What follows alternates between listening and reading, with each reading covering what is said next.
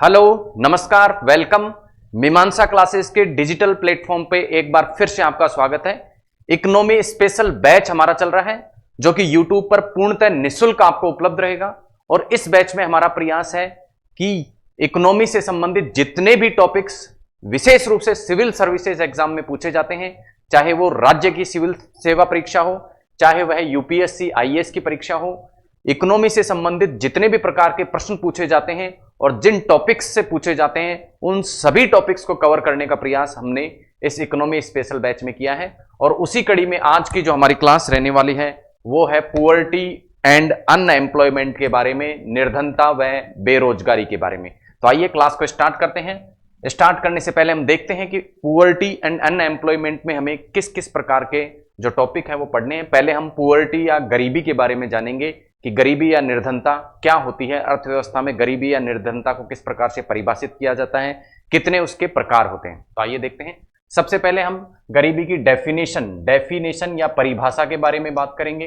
फिर उसके बाद हम देखेंगे कि अर्थव्यवस्थाओं में गरीबी या निर्धनता का मापन किस प्रकार से किया जाता है। और उसके बाद हम गरीबी के प्रकार देखेंगे, जिसमें पहला जो प्रकार है वो है एब्सोल्यूट पुअर्टी और दूसरा है रिलेटिव पुअर्टी या सापेक्ष गरीबी। तो ये एब्सोल्यूट मतलब निरपेक्ष निर्धनता और दूसरी है सापेक्ष निर्धनता। इसके बारे में हम पढ़ने वाले हैं। तो आइए एक एक बिंदु को लेके चलते हैं, विस्तार से चर्चा करते हैं प्रत्येक बिंदु की। सबसे पहले गरीबी या निर्धनता की परिभाषा की यदि हम बात करें तो गरीबी या निर्धनता की परिभाषा से तात्पर्य है या उसकी परिभाषा इस प्रकार से दे सकती है, यदि बेसिक ह्यूमन जो नीड्स हैं, बेसिक ह्यूमन नीड्स मतलब जो मानवीय आवश्यकता है, मूलभूत मानवीय जो आवश्यकता है वो भी यदि क्या हो, उपलब्ध न हो, वो भी यदि उपलब्ध नहीं है तो उसे ही क्या कहा जाता है, निर्धनता कहा जाता है।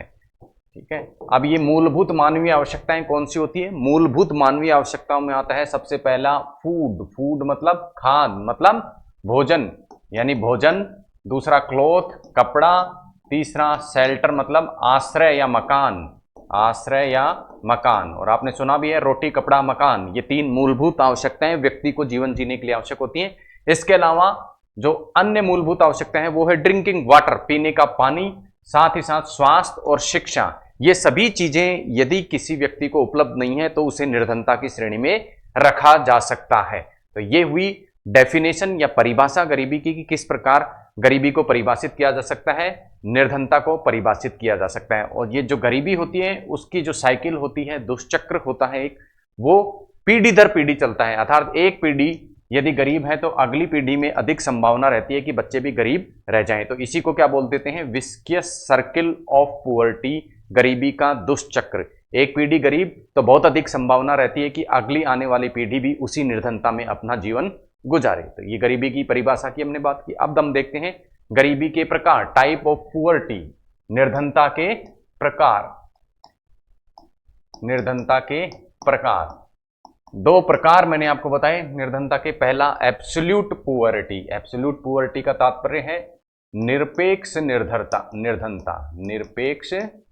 निर्धनता, और दूसरा है रिलेटिव पुअर्टी जिसे कहा जाता है सापेक्ष निर्धनता। एक एक करके आइए देखते हैं दोनों को, किस प्रकार की निर्धनता होती है।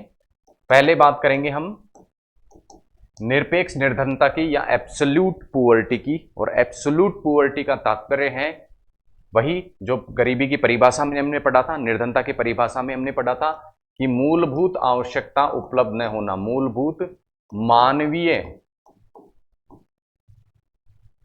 आवश्यकता जो होती हैं वो भी यदि किसी व्यक्ति को उपलब्ध नहीं है, जैसे रोटी कपड़ा मकान, ठीक है, उसके अलावा शिक्षा स्वास्थ्य आदि सुविधाएं यदि व्यक्ति को प्राप्त नहीं है तो उसे किस श्रेणी में रखा जाता है, निरपेक्ष निर्धनता की श्रेणी में रखा जाता है। यानी निर्धनता मापने का आधार क्या होता है, मूलभूत मानवीय आवश्यकताएं। ठीक है। तो ये किस पे डिपेंड करती है? देखिए यहां गरीबी की परिभाषा या निर्धनता की परिभाषा में हम देखेंगे कि ये इस प्रकार की निर्भरता केवल आय पर निर्भर नहीं करती, अपितु आय होने के बावजूद भी यदि इन सुविधाओं तक पहुंच नहीं है तो भी उसे किस श्रेणी में रखा जाएगा, निरपेक्ष निर्धनता। यानी निरपेक्ष निर्भरता केवल आय पे निर्भर नहीं करती, अपितु आय के पश्चात भी यदि इन मूलभूत आवश्यकताओं तक पहुंच नहीं है तो उसे क्या कहा जाएगा, निर्धनता की स्थिति कहा जाएगा।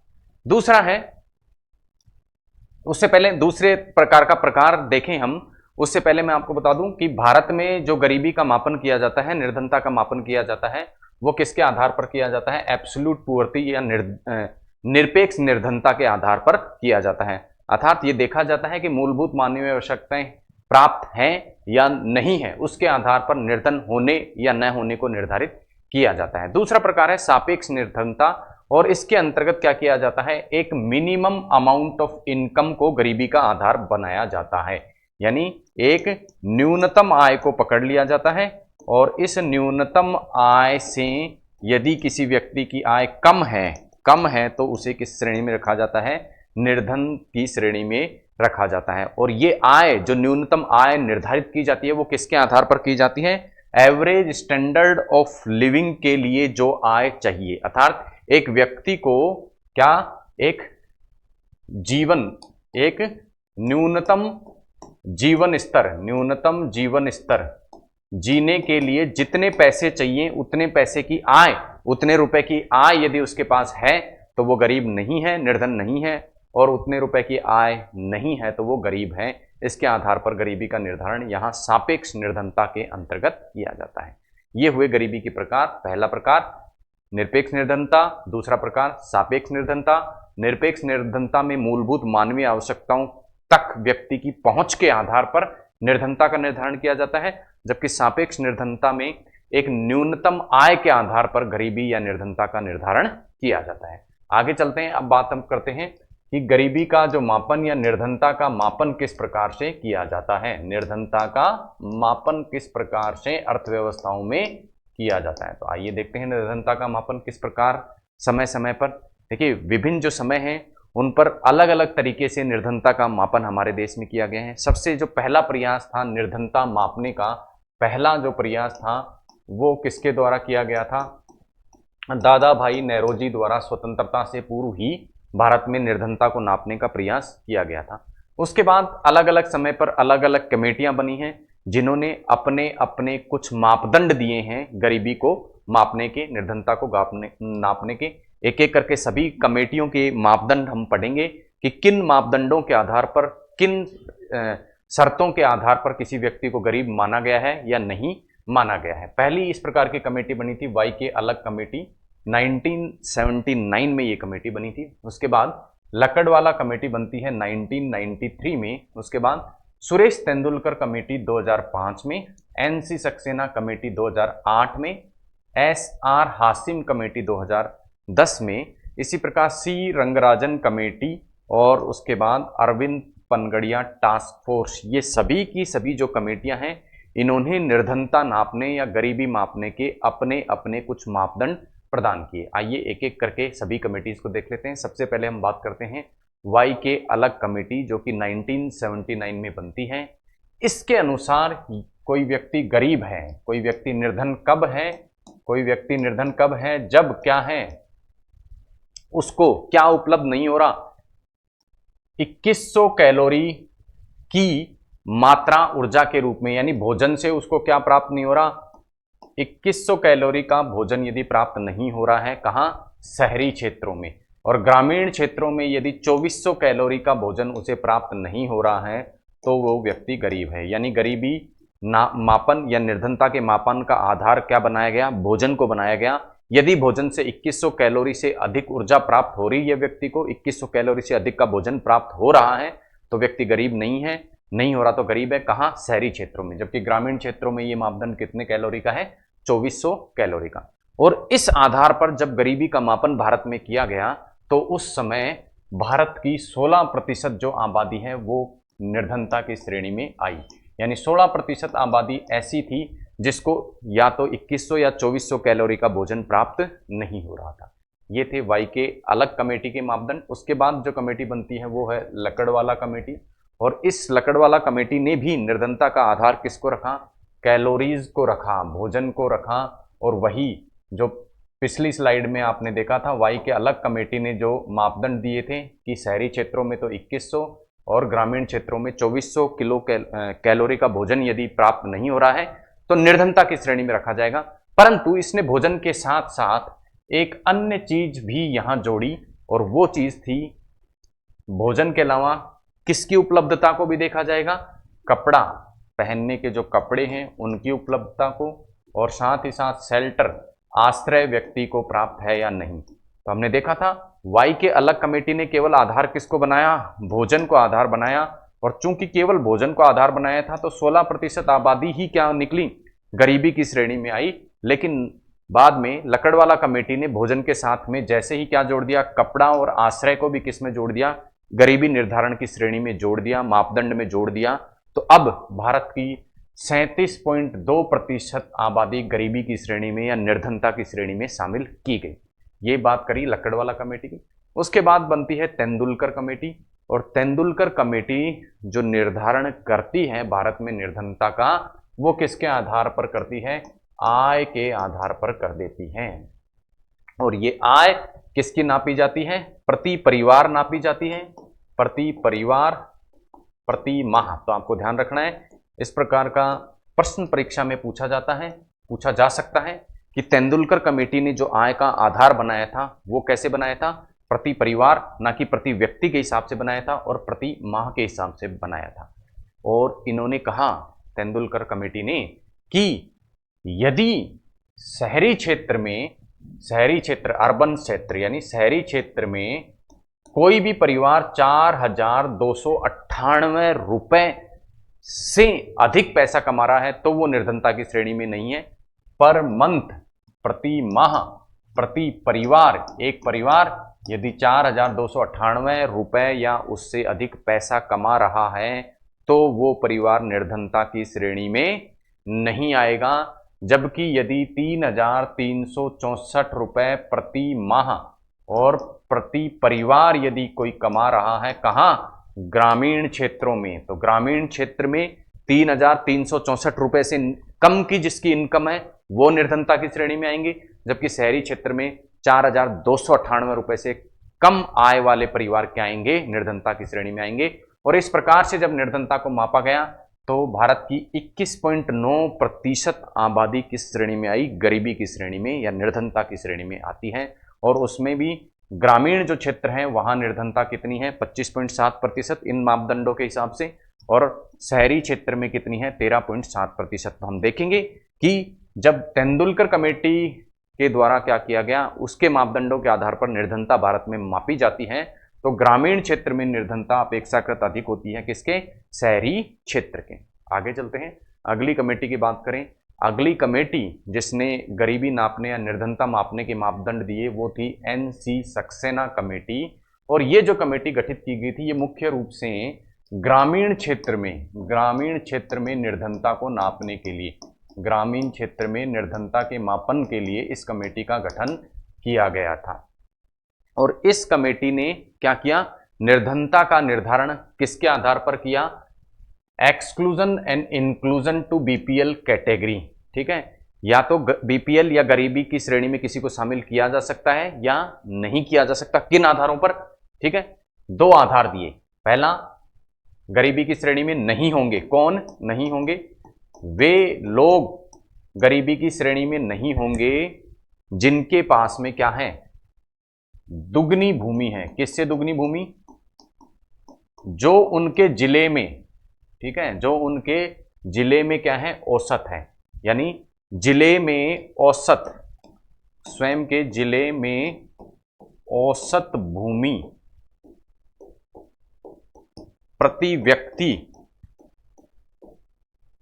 जो भी औसत आता है उससे अधिक भूमि, कितनी अधिक, दुगनी भूमि यदि किसी के पास में है तो वो गरीब नहीं कहलाएगा। जैसे फॉर एग्जांपल, पूरे जिले में प्रति व्यक्ति जो औसत निकलता है भूमि रखने का, वो कितना निकलता है, मान लो 2 हेक्टेयर निकलता है सपोज, ठीक है, 2 हेक्टेयर निकलता है।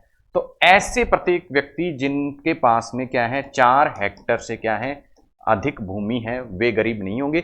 4 हेक्टेयर से कम भूमि है वो क्या होंगे, गरीबी की श्रेणी में आ जाएंगे। यानी जिले का औसत निकाला जाता है भूमि का, उस भूमि से दुगने से अधिक भूमि किसी के पास है तो वो क्या नहीं रहेंगे, गरीबी की श्रेणी में नहीं रहेंगे, चाहे बाकी की आवश्यकताएं उनकी पूरी होती हो या नहीं होता हो। ठीक है। उसके अलावा यदि किसी व्यक्ति के पास में टू व्हीलर है, टू व्हीलर का मतलब दुपहिया वाहन है, दुपहिया वाहन का वो स्वामी है।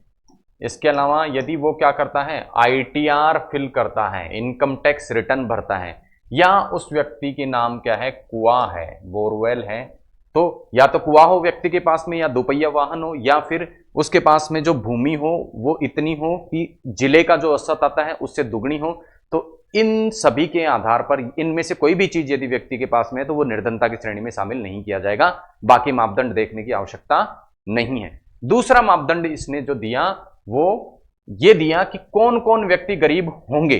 गरीब होंगे कौन, गरीब कौन होंगे, कौन होंगे वे व्यक्ति जिनके पास में क्या क्या होगा, इनमें से कोई भी चीज हो, इनमें से कोई भी चीज हो तो उसे गरीबी की श्रेणी में रखा जाएगा, चाहे वो अब अन्य मापदंडों को पूरा करता है या नहीं करता।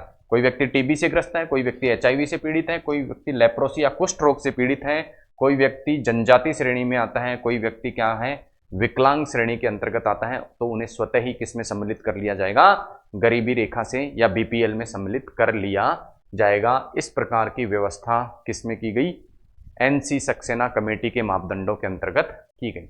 अगली कमेटी एसआर हासिम कमेटी। जैसा हमने देखा था एनसी सक्सेना कमेटी का निर्धारण जो गठन किया गया था वो ग्रामीण क्षेत्र में निर्धनता के मापन के लिए किया गया था, जबकि एसआर हासिम कमेटी का जो गठन किया गया था वो अर्बन पुअर्टी या शहरी क्षेत्र में निर्धनता के मापन के लिए किया गया था, शहरी क्षेत्र में निर्धनता के मापन के लिए किया गया था। और इसने जो मापदंड दिए कि किन व्यक्तियों को गरीबी की श्रेणी में या निर्धनता की श्रेणी में शामिल किया जाए, तो उसने दिए कि किसी व्यक्ति को यदि किस किस चीज से खतरा हो, किस किस चीज की उपलब्धता में खतरा, किस चीज की उपलब्धता में खतरा हो, किसी व्यक्ति के मकान की उपलब्धता में क्या हो, नहीं हो, मकान की उपलब्धता नहीं हो, या फिर उसको किसी प्रकार के व्यवसाय की उपलब्धता नहीं हो। और तीसरा इन्होंने आधार माना सोशल कैटेगरी को या समाज की कुछ श्रेणियों को भी इसने किसमें माना, समाज की कुछ श्रेणियों को भी, कुछ श्रेणियों को भी गरीबी रेखा से नीचे माना। और इसने कहा बीपीएल व्यक्ति कौन होंगे, गरीब व्यक्ति या निर्धन व्यक्ति या बिलो पुअर्टी, बीपीएल का तात्पर्य है below poverty line, below poverty line.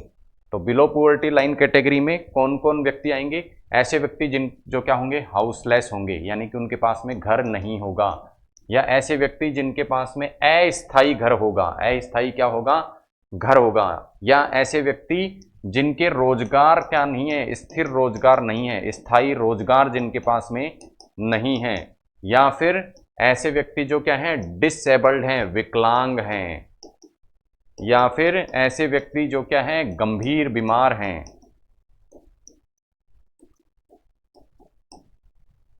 ठीक है। और यदि ऐसे परिवार जिनके मुखिया क्या हैं, या तो क्या है, महिला है, या क्या है, अवयस्क है, ऐसे सभी लोग जो हैं किस कैटेगरी में आ जाएंगे, गरीबी की कैटेगरी में आ जाएंगे, निर्धनता की श्रेणी में आ जाएंगे। तो निर्धनता का आधार क्या बना दिया, मकान, व्यवसाय और समाज के कुछ वर्ग। समाज के कौन से वर्ग, ऐसे वर्ग जो क्या हैं, या तो विकलांग हैं, या गंभीर बीमार हैं, या जिनके पास में स्थायी रोजगार नहीं है, या ऐसे परिवार जिनकी मुखिया क्या है, या तो महिला है या अवयस्क कोई आदमी व्यक्ति है, वे सभी के सभी किस श्रेणी में शामिल कर लिए गए, निर्धनता की श्रेणी में शामिल किए गए। किस कमेटी के मापदंडों के अनुसार, एसआर हासिम कमेटी के मापदंडों के अनुसार। आगे चलते हैं।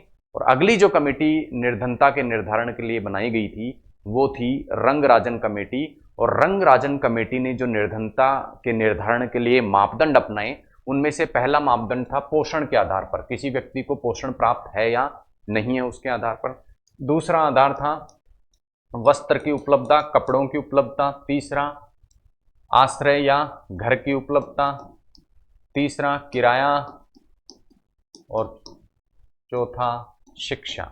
इन सब की उपलब्धता है या नहीं है। उसके साथ में भोजन, भोजन को भी आधार बनाया, भोजन में किसके आधार पर, भोजन से कितनी कैलोरी मिल रही है उसके आधार पर। तो रंगराजन कमेटी ने जो मापदंड गरीबी की निर्धारण या निर्धनता के निर्धारण के लिए किए वो कौन कौन से थे?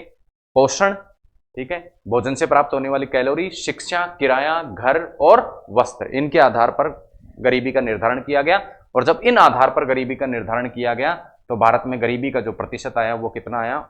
29.5% आता है, जिसमें शहरी क्षेत्र के लिए इन्होंने निर्धारण किया। ये तो क्या करें, मापदंड बनाए, और इन मापदंडों के आधार पर क्या कहा इन्होंने, कोई भी व्यक्ति गरीब होगा यदि क्या होगा, उसके पास यदि व्यक्ति की जो इनकम है वो क्या होगी, प्रति माह कितनी होगी, 1,000 रुपए से कम होगी शहरी क्षेत्र में।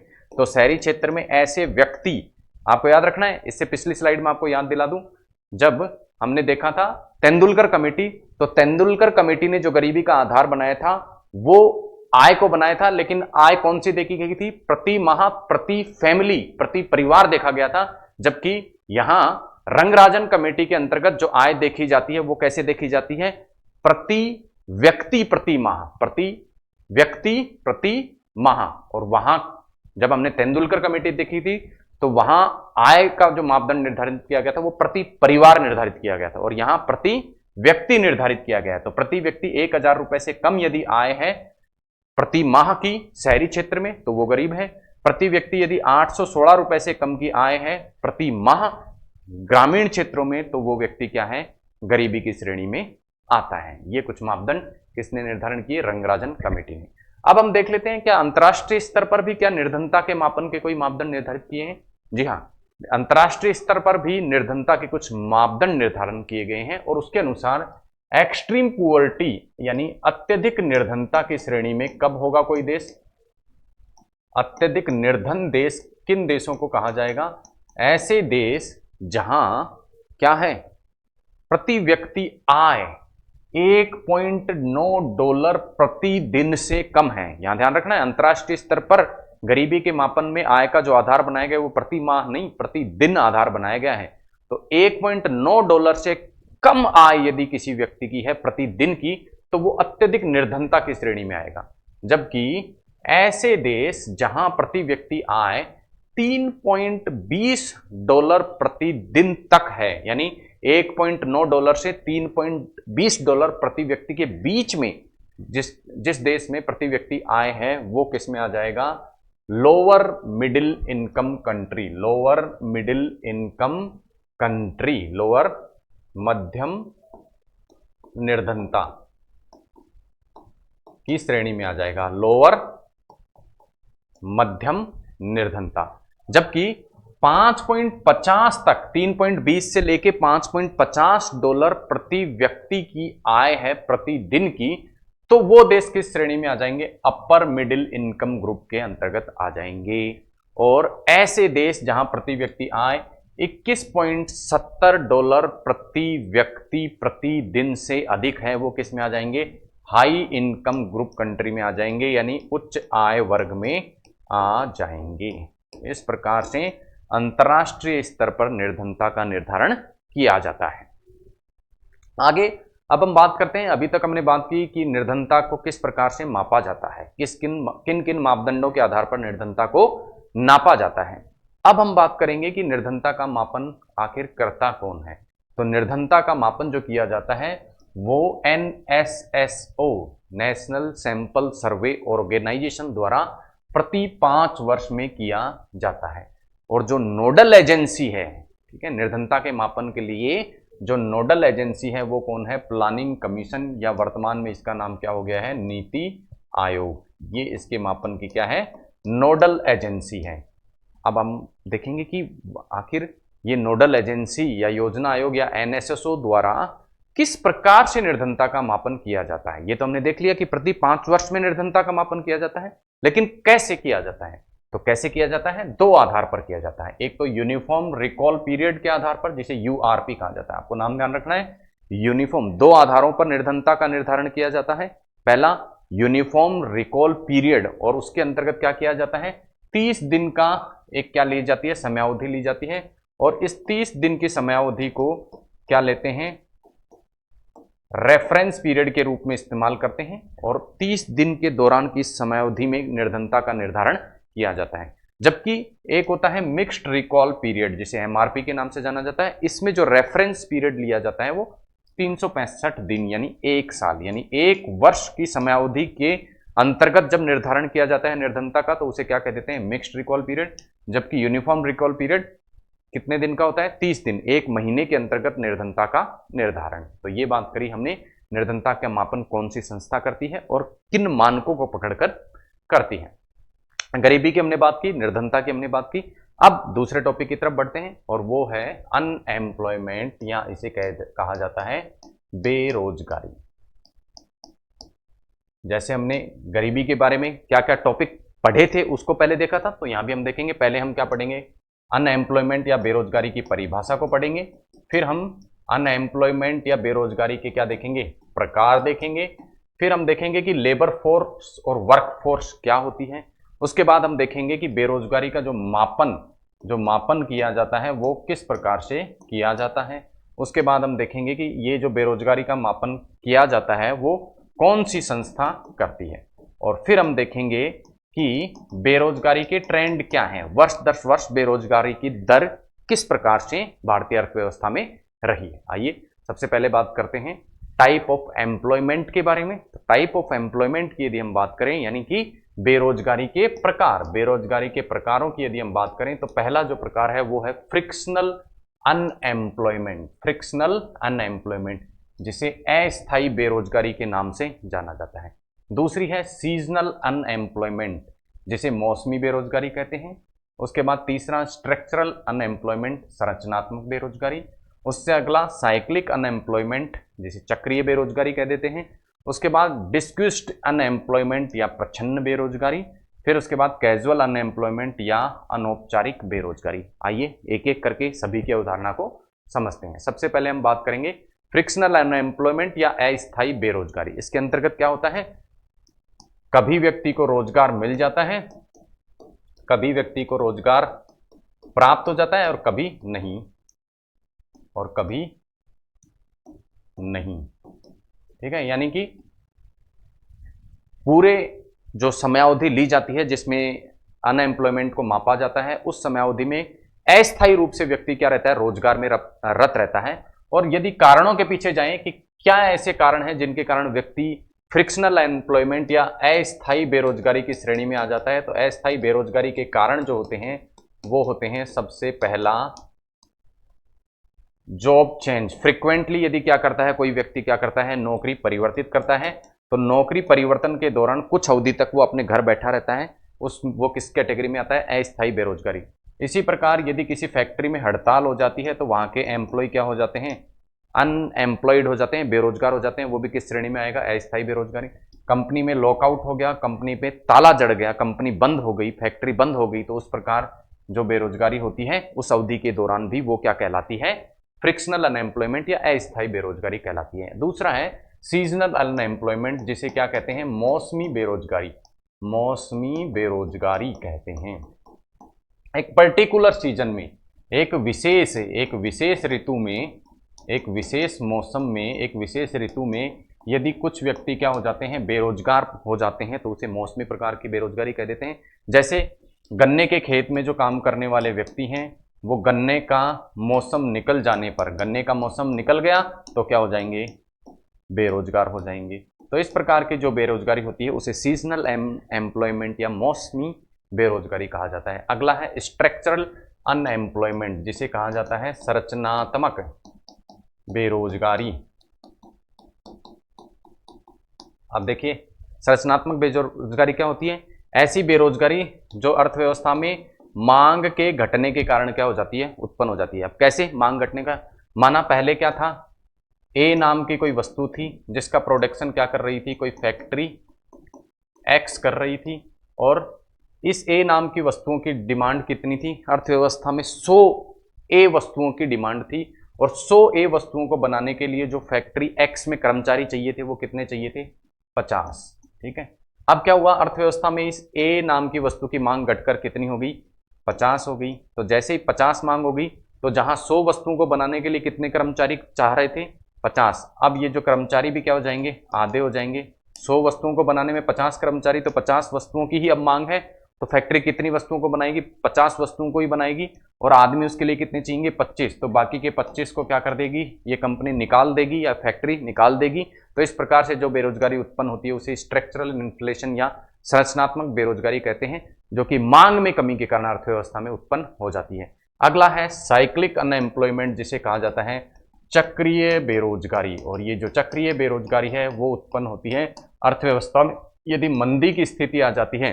तो मंदी का तात्पर्य है कि लोगों की आय जो है वो भी क्या हो जाएगी, कम हो जाएगी।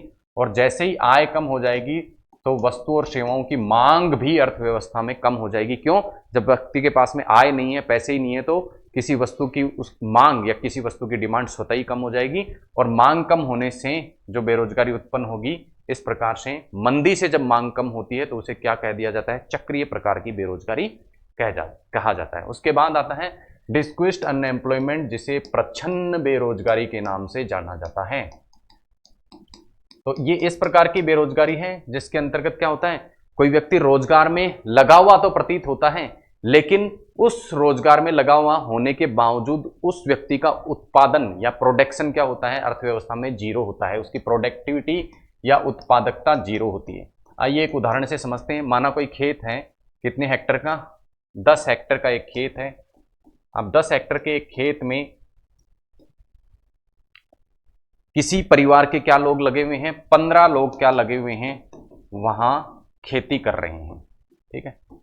और जो प्रोडक्शन होता है 15 लोगों के लगने से, 1 हेक्टर से माना क्या होता है, 100 किलो गेहूं का ये उत्पादन करते हैं, 100 किलो गेहूं का उत्पादन करते हैं। अब यदि इस 10 हेक्टर के खेत में 10 लोग लगें और 10 लोगों के लगने पर भी खेती करने में 10 ही लोग लगे रहे हैं और तो भी 100 किलो गेहूं ही उत्पादित होता है, तो इसका तात्पर्य क्या है कि ये जो 5 लोग लगे हुए हैं ये रोजगार में रत दिखते तो हैं कि खेती करने के लिए लगे हुए हैं, लेकिन इनकी प्रोडक्टिविटी या उत्पादकता जीरो होती है, क्योंकि इन 5 लोगों को यदि हटा दिया जाए वहां से तो भी उत्पादन में किसी प्रकार का फर्क नहीं पड़ रहा है। तो इस प्रकार की बेरोजगारी क्या कहलाती है, प्रच्छन्न प्रकार की बेरोजगारी कहलाती है।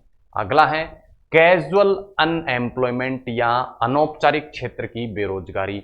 और इसके अंतर्गत क्या होता है, शॉर्ट टर्म कॉन्ट्रैक्ट होते हैं, यानी बिल्कुल लघु अवधि के लिए रोजगार प्राप्त होता है, लघु अवधि रोजगार। जैसे कोई व्यक्ति किराने की दुकान पर जाके काम करता है, 2 महीने काम किया और 2 महीने बाद में उसको वहां से हटा दिया गया। तो इस प्रकार की जो बेरोजगारी की स्थितियां बनती हैं वो अनौपचारिक क्षेत्र के अंतर्गत आती हैं या अनौपचारिक बेरोजगारियां कहलाती हैं। अब 2 शब्दों की हम बात करेंगे, एक तो है LF और एक है WF। LF का तात्पर्य है लेबर फोर्स और दूसरा WF का तात्पर्य है वर्क फोर्स। आइए देखते हैं किसी भी अर्थव्यवस्था में लेबर फोर्स और वर्क फोर्स में क्या अंतर होता है। पहले हम बात करेंगे किसकी, लेबर फोर्स की या LF की। लेबर फोर्स का तात्पर्य है जो देश की कुल आबादी है उस आबादी में से कितने प्रतिशत लोग क्या चाहते हैं, रोजगार चाहते हैं। आबादी में से कितने प्रतिशत लोग क्या चाहते हैं, रोजगार चाहते हैं, चाहे उनको प्राप्त हो या नहीं हो। आबादी में से कितने प्रतिशत लोग, कितने प्रतिशत रोजगार चाहते हैं, वो क्या कहलाती है, उस अर्थव्यवस्था की कौन सी दर कहलाती है, लेबर फोर्स कहलाती है। जितने लोग रोजगार मांग रहे हैं अर्थव्यवस्था में वो क्या कहलाती है, लेबर फोर्स कहलाती है, ठीक है। तो ये केवल चाहते हैं, जरूरी नहीं है कि इनको मिले ही। तो लेबर फोर्स में क्या नियोजित व्यक्ति, एम्प्लॉयड, रोजगार में रत व्यक्ति भी आते हैं और बेरोजगार व्यक्ति भी आते हैं। रोजगार में जो लगे हुए हैं वो तो लगे हुए हैं, लेकिन जो बेरोजगार हैं वो भी रोजगार प्राप्त करने की इच्छा रखते हैं। तो किसी भी अर्थव्यवस्था में रोजगार प्राप्त करने की इच्छा रखने वाले व्यक्ति कितने हैं, वो उस अर्थव्यवस्था की क्या कहलाती है, लेबर फोर्स। और जो बेरोजगारी का मापन किया जाता है वो किसके आधार पर किया जाता है, अर्थव्यवस्था में लेबर फोर्स के आधार पर किया जाता है कि कितने लोग तो चाहने वाले हैं रोजगार और उनमें से कितने लोगों को मिला हुआ है, उसके आधार पर ही अर्थव्यवस्था में अनएम्प्लॉयमेंट या बेरोजगारी का निर्धारण किया जाता है। दूसरा शब्द है वर्क फोर्स। वर्क फोर्स का तात्पर्य है कि किसी भी अर्थव्यवस्था में कितने लोग रोजगार में लगे हुए हैं, रोजगार में रत हैं। तो ऐसे लोगों की संख्या जो रोजगार में लगे हुए हैं वो क्या कहलाती है? वर्कफोर्स कहलाती है। ऐसे व्यक्ति जो चाहे रोजगार में लगे हुए हैं या नहीं लगे हुए, उनकी इच्छा है कि वो रोजगार प्राप्त करें, वो क्या कहलाता है? लेबर फोर्स कहलाता है। अब बात करते हैं अनएम्प्लॉयमेंट रेट या बेरोजगारी की दर क्या होती है। बेरोजगारी दर क्या होती है? बेरोजगारी की दर, बेरोजगारी की दर से तात्पर्य है नंबर ऑफ पर्सन अनएम्प्लॉयमेंट पर थाउजेंड, यानी प्रति 1000 व्यक्तियों में से कितने लोग बेरोजगार हैं। जैसे मान लो 10,000 देश की क्या है? लेबर फोर्स है। लेबर फोर्स कितनी है? 10,000, और इसमें से रोजगार प्राप्त केवल कितनों को है? मान लो 1,000 लोगों को क्या है? रोजगार प्राप्त है। तो अब बेरोजगारी की दर कितनी हो जाएगी? 1,000 बटा 10,000। ठीक है, तो ये क्या हो जाएगी? बेरोजगारी की अर्थव्यवस्था में दर हो जाएगी। ठीक है, और ये इसका जो मापन किया जाता है, मेजरमेंट किया जाता है, ये पर्सन और पर्सन पर डे, या तो क्या किया जाता है? पर्सन व्यक्तियों के आधार पर किया जाता है, या फिर क्या करा जाता है? दिनों के आधार पर किया जाता है। पर्सन पर डे के आधार पर किया जाता है या केवल व्यक्तियों के आधार पर किया जाता है। आइए देखते हैं किस किस प्रकार से मापन किया जाता है। तो अर्थव्यवस्था में जो मापन किया जाता है बेरोजगारी का, वो कितने प्रकार से किया जाता है? 3 प्रकार से। पहला प्रकार हम देखते हैं। पहला प्रकार है यूएस, जिसे कहा जाता है यूजुअल स्टेटस। और इस यूजुअल स्टेटस के अंतर्गत बेरोजगारी का जो मापन किया जाता है वो कितने दिनों के में की रेफरेंस अवधि, कितने दिनों की समय अवधि के आधार पर किया जाता है? 365 दिन या 1 वर्ष, यानी दीर्घ काल के।